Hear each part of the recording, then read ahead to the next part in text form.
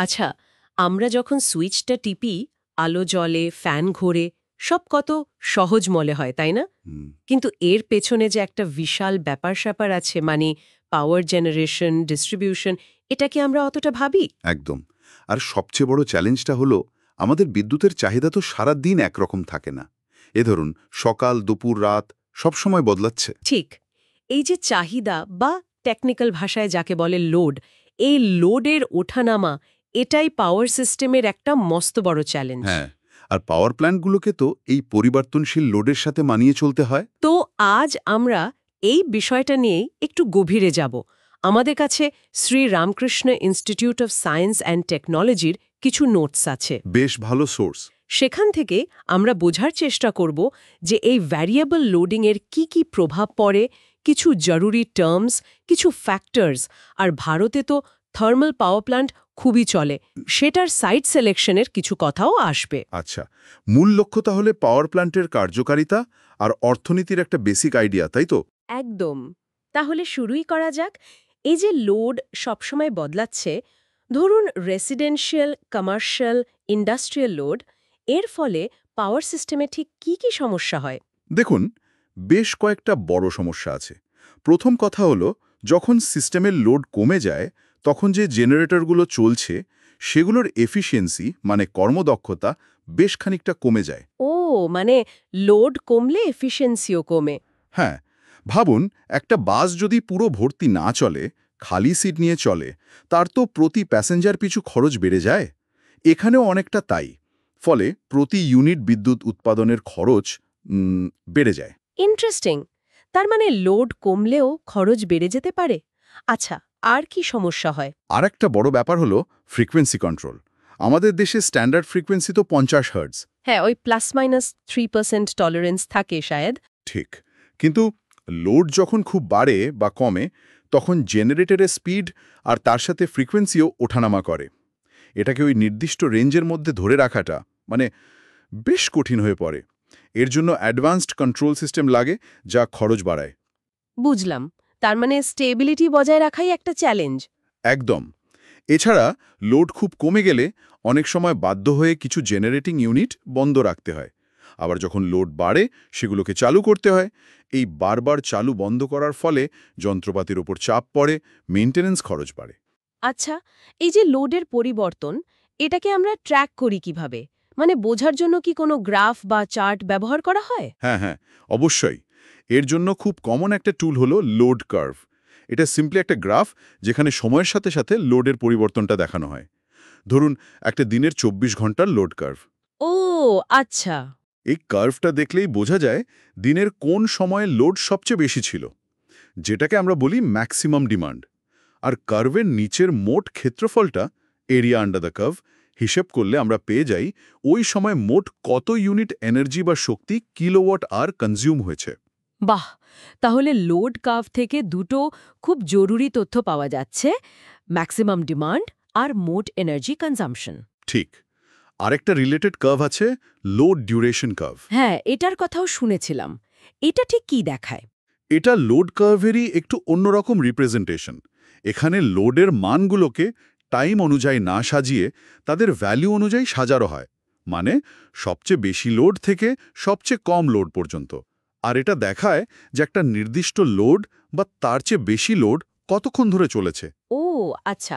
মানে ধরুন ৫০০ megawatt load কত ঘন্টা ধরে ছিল, ৪০০ মেগাওয়াট কত ঘন্টা, এরকম। একদম। এই লোড ডিউরেশন কার্ভটা পাওয়ার প্ল্যান্টের ক্যাপাসিটি প্ল্যানিং বা কোন ইউনিট কখন চালাবে, শেডিউলিং, এই সব ডিসিশন নিতে খুব সাহায্য করে। বুঝলাম। এবার কিছু কমন টার্মস নিয়ে কথা বলি, যেমন connected load, average load, maximum demand, এগুলো আমরা প্রায়ই শুনি। একটু সহজ করে বুঝিয়ে দেবেন? নিশ্চয়ই। কানেক্টেড লোড হলো একটা সিস্টেমে যত ইলেকট্রিক্যাল অ্যাপ্লায়েন্স লাগানো আছে তাদের সবার মোট পাওয়ার রেটিংয়ের যোগফল। যেমন আপনার বাড়ির সব লাইট, ফ্যান, ফ্রিজ, এসি সব মিলিয়ে। কিন্তু সবগুলো তো একসাথে চলে না সাধারণত। ঠিক তাই। আর সেই জন্যই ম্যাক্সিমাম ডিমান্ড টার্মটা আসে। এটা হলো একটা নির্দিষ্ট সময়ের মধ্যে, যেমন একদিন বা এক মাস, সিস্টেমে রিয়েল টাইমে যে সর্বোচ্চ পাওয়ারটা ডিমান্ড করা হয়েছে। মানে পাওয়ার প্ল্যান্টকে যে পিক লোডটা সাপ্লাই করতে হয়েছে। আচ্ছা, আর অ্যাভারেজ লোড? অ্যাভারেজ লোড হলো ওই নির্দিষ্ট সময়ের গড় লোড, মানে মোট energy consumed kilowatt per hour কে মোট সময় ঘন্টা দিয়ে ভাগ করলে যা পাওয়া যায়। তাহলে প্ল্যান্টের ক্যাপাসিটি ঠিক করার জন্য কোনটা সবচেয়ে জরুরি? Maximum demand? একদম।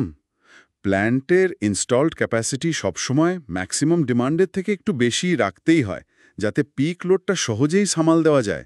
ঠিক।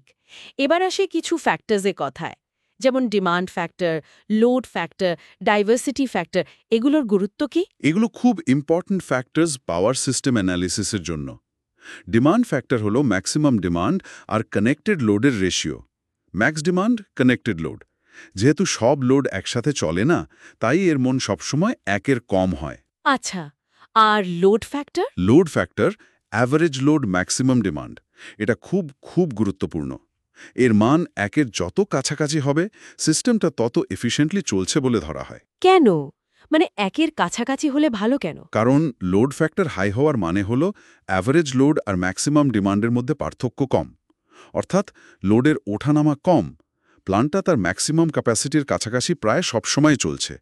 এটা মানে হলো প্ল্যান্টের ইউটিলাইজেশন ভালো হচ্ছে আর পার ইউনিট জেনারেশন কস্ট কম হচ্ছে। ও আচ্ছা, বুঝলাম। মানে লোডের ভ্যারিয়েশন কম হলে ভালো। হ্যাঁ, এবার আসি ডাইভার্সিটি ফ্যাক্টরে। এটা একটু অন্যরকম। এটার সংজ্ঞা হলো সিস্টেমে যত কনজিউমার আছে তাদের প্রত্যেকের নিজস্ব ম্যাক্সিমাম ডিমান্ডের যোগফল, সেটাকে সিস্টেমের একসাথে যে ম্যাক্সিমাম ডিমান্ড সেটা দিয়ে ভাগ করা। Sum of individual max demands, system max demand. এটার মান কেমন হয়?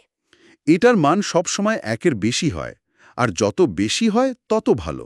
একের বেশি? কেন? আর বেশি হলে ভালো কেন? কারণটা হলো ডাইভার্সিটি বা বৈচিত্র্য। মানে সব কনজিউমারের পিক ডিমান্ড তো একই সময় হয় না।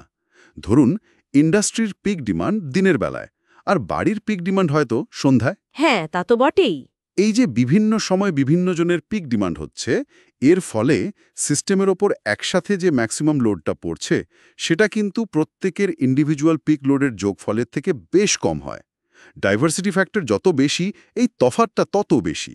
এর মানে হলো কম ক্যাপাসিটির পাওয়ার প্ল্যান্ট আর ট্রান্সমিশন লাইন দিয়েই কাজ চলে যাচ্ছে, খরচ কমছে।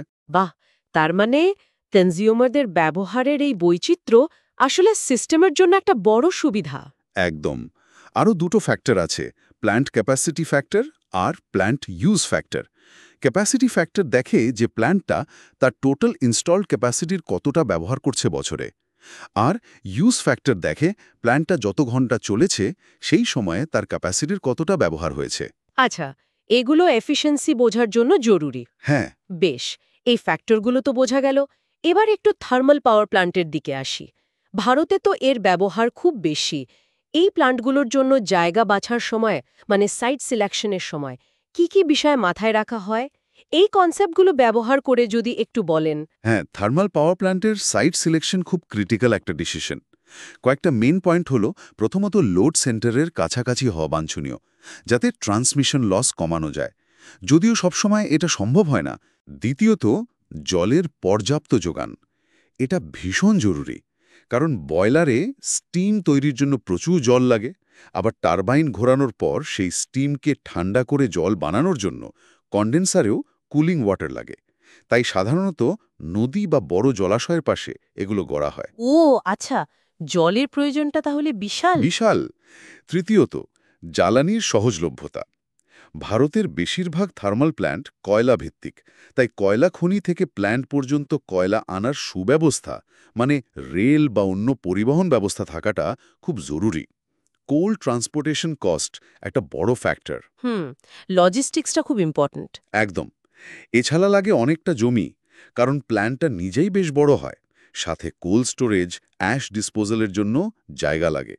আর পরিবেশের কথা ভেবে লোকালয় বা জনবসতি থেকে একটা নিরাপদ দূরত্ব বজায় রাখাও দরকার। অ্যাশ ডিসপোজাল, এটাও তো একটা বড় ব্যাপার থার্মাল প্ল্যান্টের। হ্যাঁ, সেটাও একটা বড় চ্যালেঞ্জ। দারুণভাবে বোঝা গেল পুরো বিষয়টা। তাহলে আজকের আলোচনায় আমরা দেখলাম যে পাওয়ার সিস্টেমে এই যে লোড বদলায়, তার কি কি প্রভাব পড়ে। মানে এফিশিয়েন্সি কমে, খরচ বাড়ে, load curve, load duration curve কিভাবে এই পরিবর্তন ট্র্যাক করতে সাহায্য করে। হ্যাঁ, আর জরুরি ফ্যাক্টরগুলো যেমন লোড ফ্যাক্টর, ডাইভার্সিটি ফ্যাক্টর, এগুলো কেন গুরুত্বপূর্ণ, কেন এগুলোর মান বেশি হওয়া ভালো, সেটাও আলোচনা করলাম। আর শেষে থার্মাল পাওয়ার প্ল্যান্টের সাইট সিলেকশনের মূল বিষয়গুলো যেমন জল, জ্বালানি, জমি, দূরত্ব, এগুলোর গুরুত্বও বুঝলাম। একদম। এই বেসিক কনসেপ্টগুলো কিন্তু একজন ইলেকট্রিক্যাল ইঞ্জিনিয়ারের জন্য খুব ফাউন্ডেশনাল, বিশেষ করে ভারতে, যেখানে পাওয়ার সেক্টর এত দ্রুত বাড়ছে।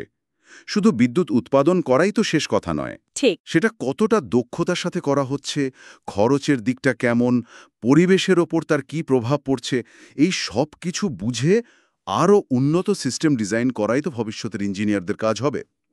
এই জ্ঞানগুলো শুধু পরীক্ষায় পাশের জন্য নয়, এগুলো আসলে প্র্যাকটিক্যাল ফিল্ডে কাজ করার, একটা বেটার পাওয়ার সিস্টেম গড়ে তোলার চাবিকাঠি। খুব সত্যি কথা। আচ্ছা, আলোচনার শেষে একটা প্রশ্ন বা ভাবনার খোরাক রেখে যাই। ভবিষ্যতে যখন রিনিউয়েবল এনার্জি মানে সোলার, উইন্ড এগুলো আরও বাড়বে, তখন তো শুধু লোড ভ্যারিয়েবল নয়, জেনারেশনও ভ্যারিয়েবল হবে।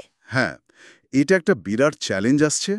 তো এই দুটো ভ্যারিয়েবিলিটিকে একসাথে ম্যানেজ করে, মানে লোড ম্যানেজমেন্ট আর সাপ্লাই ম্যানেজমেন্টের আরও উন্নত কৌশল ব্যবহার করে আমরা কিভাবে একটা আরও স্টেবল, এফিশিয়েন্ট আর সাশ্রয়ী বিদ্যুৎ ব্যবস্থা তৈরি করতে পারি, এটা নিয়ে কিন্তু ভাবার অনেক অবকাশ আছে, তাই না? অবশ্যই, এটাই তো নেক্সট জেনারেশন পাওয়ার সিস্টেম ইঞ্জিনিয়ারিংয়ের অন্যতম ফোকাস হবে।